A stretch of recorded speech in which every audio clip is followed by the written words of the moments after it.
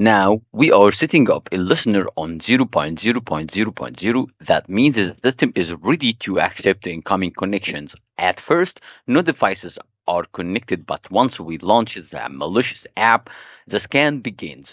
After running the scan again, we detected a connection device. Now we are interacting with it directly. Let me show you how this works on iPhone. Here is the device info. We can open apps like App Store or even visit websites like Google. Just hit enter and boom, it loads.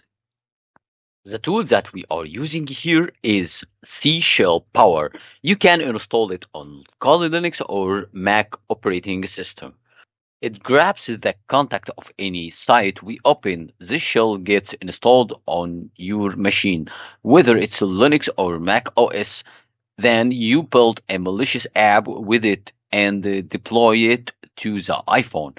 Important note, the iPhone must be running ISO 17 or below. If it's ISO 18 or higher, this exploit is patched and it won't work anymore.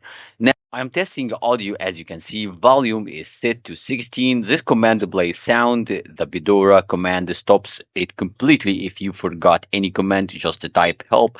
It will show you available options you are ready inside the shell, so you can run anything.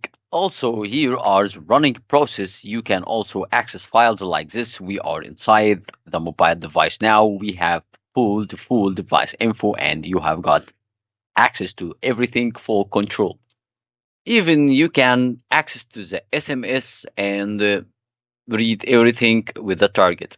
I hope you find this video was useful, and tell me in comment if you have any issue with too.